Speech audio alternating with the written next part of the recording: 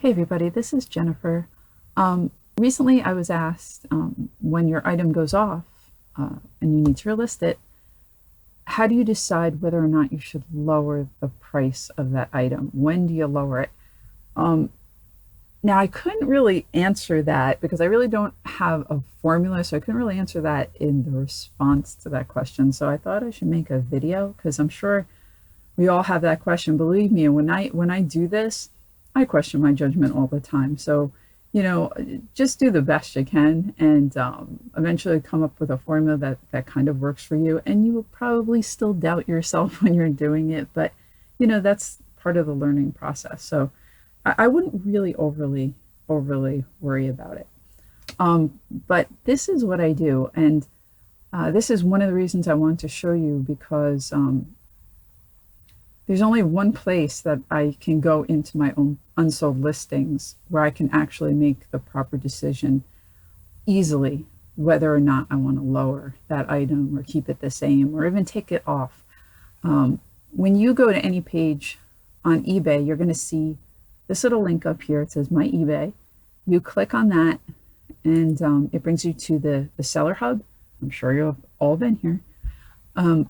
So you can go anywhere you want on this page and it gives you all your stats and everything. But right here in the middle where it says listings, you can go to your active listings. And on the bottom, you can go to your unsold, ended listings. So right here it says 46.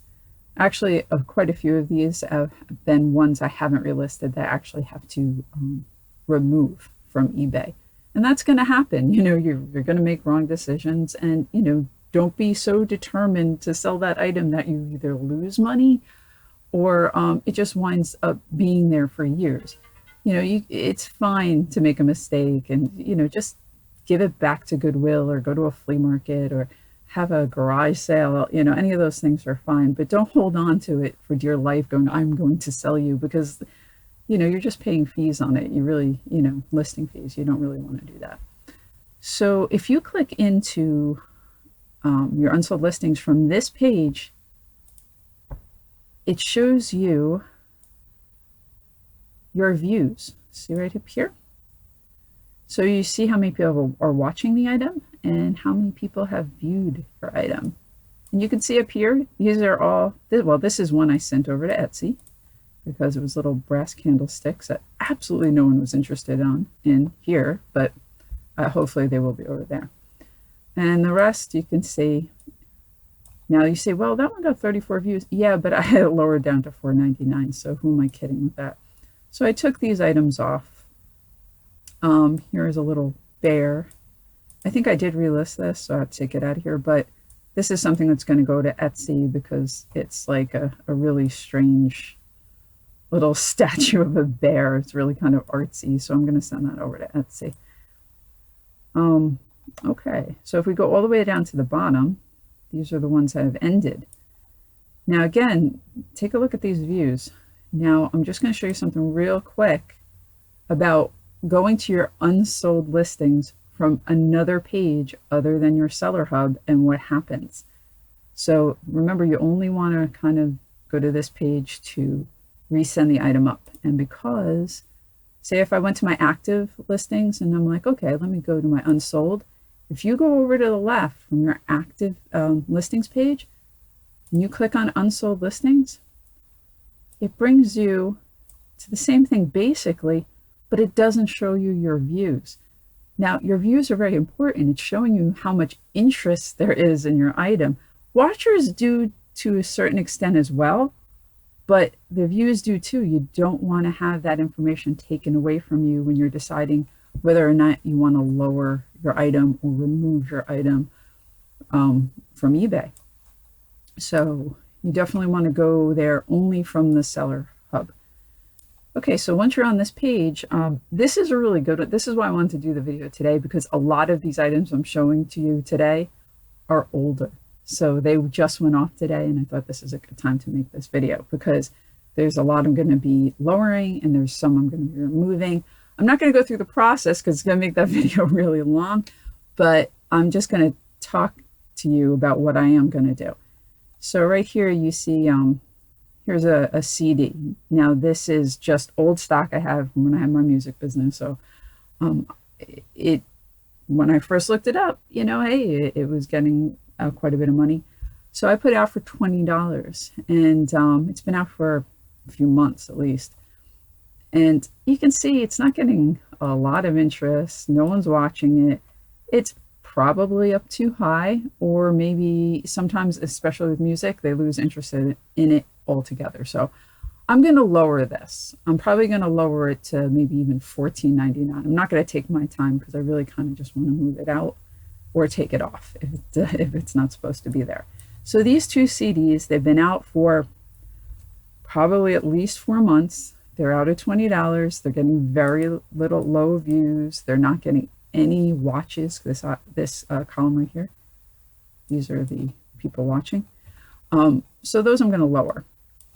Right here I have it's like a little garbage can. I'll show it to you. Here's a little garbage can. I thought it was cute, man cave thing. I literally got this for nothing. I had purchased, like, I think there was old tennis rackets run it, and they just gave it to me. And there was a possibility I could sell it, so I did make an auction for it. And it's just not getting a lot of interest. And let me tell you the problem, it's bulky and it's big, so it's going to be a large package. So what I'm going to do with this, I have to see exactly what the shipping is going to be with this thing because I have it on free shipping. But I have to see exactly what the shipping is. And I might lower this to like $14.99 since it was free, plus shipping. So this way, if someone is on the East Coast, it's not going to cost that much to ship to them. So maybe they'll want this for just $20.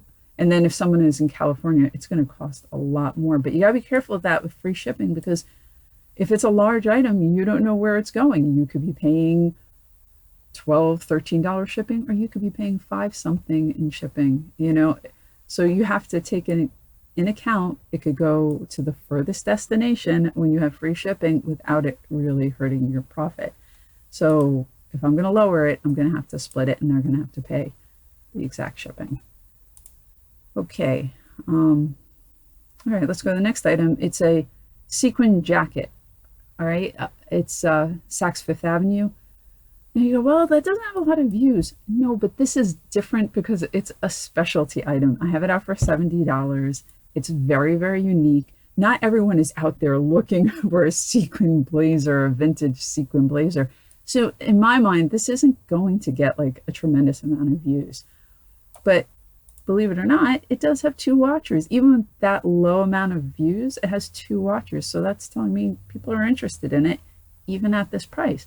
And I do have a best offer. This is something I will sit and wait for that person who really wants it. I will wait a very long time with an item like this. Now, with an item that's above it, Target jeans, which are extremely common, I do not recommend picking them up at any price. I pick these up at 99 cents and they're brand new, and I cannot get rid of them. I've had them for like 8 months. So now I'm going to lower them down to $16.99. I will take whatever I can, so I just make $1 or $2. I just want to get rid of them. Do not buy Target jeans. They're, in my experience, they're horrible. Okay, then above that I have a vintage Cub Scouts hat, fairly common.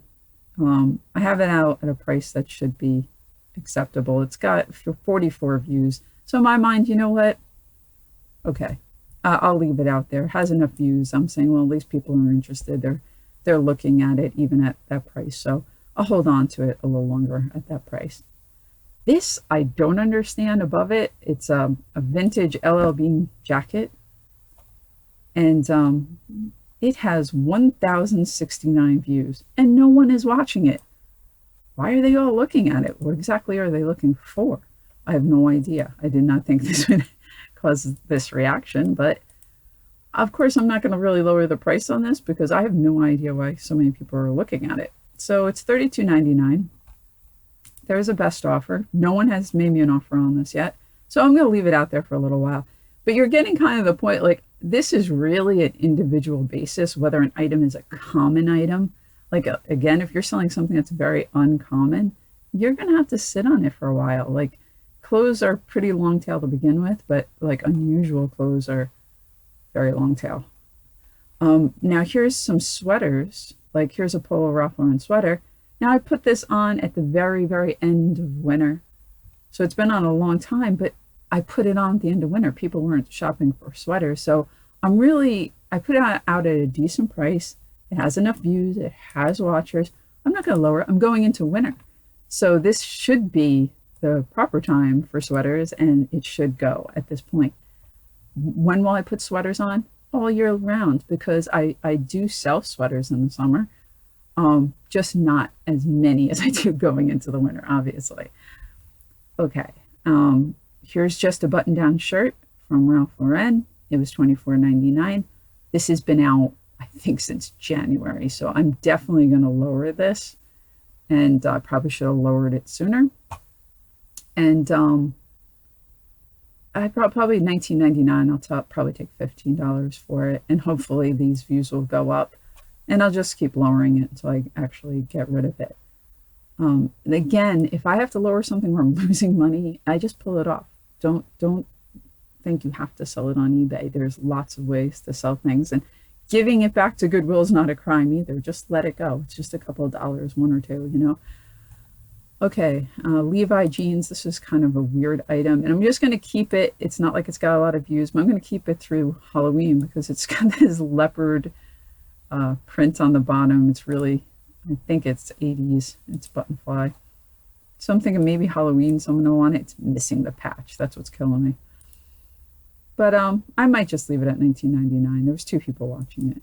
But, you know, I'm not going to go on forever. This video is probably getting a little long as it is. But that's what I do. It's truly an individual basis. Just I wanted to show you where to go in where you're seeing your views, because to me the views are kind of important, you know, and everything is individual. If it's seasonal items, make sure you're not basing a winter item on how many people are looking at it in the summer, you know, because they're not going to look at it as much in the summer.